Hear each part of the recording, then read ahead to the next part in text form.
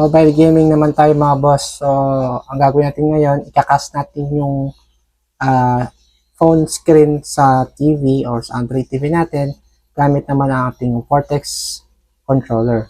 So, para i-prove ko lang na gumagana siya mga boss, i-test naman natin.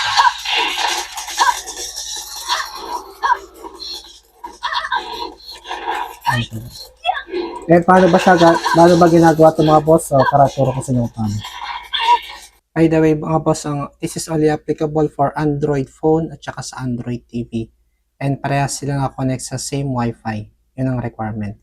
So, sa Android TV, punta ka dito sa Google Play Store. So, ito-download mo itong Pigeoncast. Ito yung gagamitin natin na app. Same thing with the Android phone.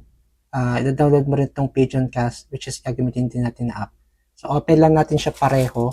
Itong sa TV at saka sa phone. So, pag open mo sa Android TV mo, magkakaroon ka ng QR code. Kaya nito. Sa phone naman, ganito makikita mo. Yan, screen mirror. And then, pag may nag-pop up na na kung may babayaran, ganyan, i-X mo lang yan. Click mo lang tong X sa taas. Kasi pwede naman natin ito magamit ng free. Okay? So, nandito tayo sa home, sa pinakababa. Punta lang tayo sa gitna. Yan. Dito sa mirror to browser. And then, click mo lang itong scan. Scan mo lang siya. Yan, scan mo lang yung QR code. Pagka-scan mo niyan, punta ka na dito sa start mirror. Yan. So, wag mo pipiliin na itong 1080. Lahat yung may mga pro na yan kasi may mga bayad yan. Ang free lang natin itong 30 FPS at saka itong 720. Yan lang yung isa-select mo kasi free naman ito.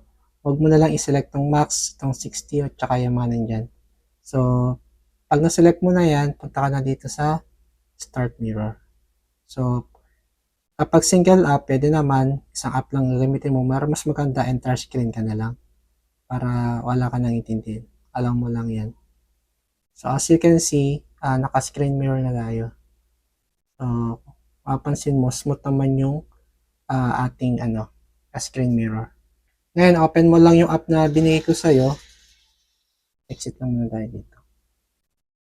Yan, yung app na binigay ko sa'yo, i-login mo lang yung iyong unique premium account dito sa, ayan, naka-log out yan, ibig sabihin, naka-login yung account.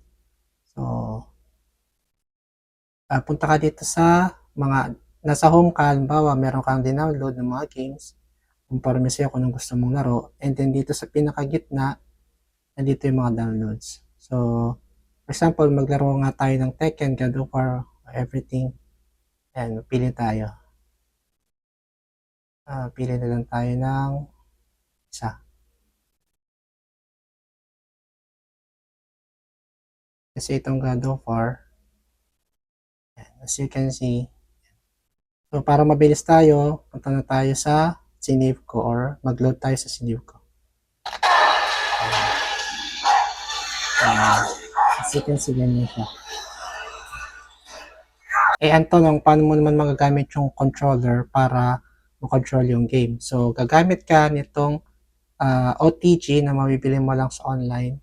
Huwag kang bibili ng mumurahin na kasi yun ay hindi effective. So, mas maganda yung ganitong OTG. Nasa 100 pesos lang naman ito. And then, for the game stick, yung Vortex, kukunin mo lang itong transmitter, itong dongle. Yan, kukunin mo to. Then, ilalagay mo siya sa OTG para mag-connect yung controller mo. Yan, connect lang natin. Yan, once na nakakonect na yung transmitter natin, ayan, pwede mo nang malaro gamit itong controller. So, kailangan steady yung ilaw niyan, yung red. So, tara, laro tayo. As you can see, and by the way, PSP game to, so don't expect na makakapaglaro ka ng 2-player kasi nga PSP to. Okay, so lahat ng mga laro dito ay 1 player lang. So tara, i-load ko lang yung God of War.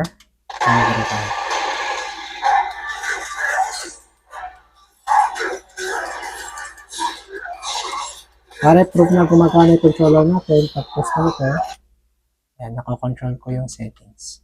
Pag exit ko nyan, pag A ko nyan, so yan, gumana siya.